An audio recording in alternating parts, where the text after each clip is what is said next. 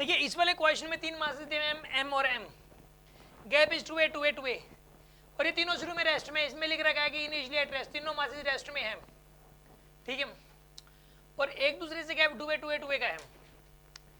अब क्या होगा कि एक दूसरे को अट्रैक्ट करेंगे, ठीक है ना, अट्रैक्ट करेंगे दूसरे को। तो ये वाला मास इसके ऊपर इधर फोर्स लगाएगा और ये वाला मास इसके ऊपर इधर फोर्स लगाएगा, जिससे नेट फोर्स इधर लगेगा। ये वाला मास इसके ऊपर इधर फोर्स लगाएगा, ये वाला मास इसके ऊपर इधर फोर्स लगेगा, नेट फोर्स इधर लगेगा। ये वाला मास इसके ऊपर इधर फोर्स लगेगा, ये वाला मास इस पे इधर फोर्स लगेगा, नेट फोर्स इधर लगेगा, जिससे तीनों पास पास आना शुरू हो जाएंगे, ठीक है। सपोज यहाँ पे तीन मासेस हैं, देखो एक ही साथ में है, एक ही साथ में है, दो के, और तीसरा सपोज मेरा एक तीसरा हाथ ऊपर से निकल रहा है ऐसे, ठीक है ना, एक ही साथ में है। ये तीन मासेस हैं, ये तीनों बताइए क्या करेंगे, एक दूसरे को अट्रैक्ट करेंगे। छोड़ दिया इन तीनों मासेस को, अट्रैक्ट कर रहे हैं तीनों। तो तीनों जब ये नजदीक नजदीक आएंगे ना, देखो बाय सिमेट्री हमेशा की इक्विलेटरल ट्रायंगल बनी रहेगी, क्योंकि बराबर बराबर फोर्स लग रहा है, ठीक है ना, और एक दूसरे की तरफ लग रहा है, तो हमेशा की इक्विलेटरल ट्रायंगल बनी रहेगी। जब ये इक्विलेटरल ट्रायंगल 2a की साइड से जब एक ही साइड रह जाएगी, मतलब जब ये सिचुएशन होगी कि जब इनके बीच गैप a रह गया, तब इनकी वेलोसिटी क्या होगी। क्वेश्चन ये है, हर मास की बराबर वेलोसिटी होगी बाय सिमेट्री, ऐसा कह सकते हो, क्योंकि मास इक्वल इक्वल है, इक्वल इक्वल फोर्सेस लग रहे हैं, तो कहने का मतलब वेलोसिटी हर एक की बराबर होगी। आपको ये बताना है कि वो वेलोसिटी कितनी होगी। सपोज इसकी वेलोसिटी v होगी, ठीक है ना, सपोज इसकी भी v हो गई और सपोज इसकी वेलोसिटी भी v होगी। हमें इस v की वैल्यू फाइंड आउट करनी है। इस वाले क्वेश्चन को करने के लिए आप ऐसा करेंगे, mechanical energy initial is equal to mechanical energy final करेंगे आप, ठीक है। एनर्जी कंजर्वेशन आप इस वाले क्वेश्चन में लगा सकते हो, क्योंकि सिर्फ ग्रेविटेशनल फोर्स लग रहा है वो कंजर्वेटिव है इसलिए, ठीक है, बाकी कोई नॉन कंजर्वेटिव फोर्स नहीं लग रहा। नॉन कंजर्वेटिव फोर्स दो ही होते हैं, एक होता है एयर का फोर्स, एयर ड्रैग फोर्स, और एक होता है काइनेटिक फ्रिक्शन, दो ही होते हैं बस, ठीक है, हमारे कोर्स में दो ही हैं।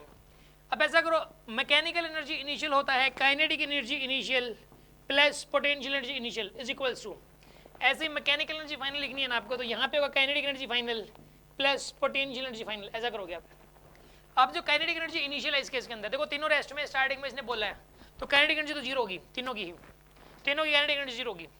अब लिखना है पोटेंशियल एनर्जी, इस वाले पेयर की, देखो पेयर म्यूचुअल पोटेंशियल एनर्जी लिखनी होती है बेसिकली यहाँ पे, तो पहले तो इस वाले पेयर की लिखो, इस वाले पेयर की पोटेंशियल एनर्जी हो जाएगी यहाँ पे माइनस का g इंटू m बाय में 2a, ये हो जाएगी किसी एक पेयर की, तो मल्टीप्लाई बाय 3, तो तीनों पेयर्स की आ गई आपके पास, तीन पेयर बनेंगे यहाँ पे 1 2 और 3, गैप इज 2a, तो माइनस का gm² बाय 2a, और इसको तीन पेयर है तो 3 से मल्टीप्लाई कर दिया, ये आ जाएगी आपके पास।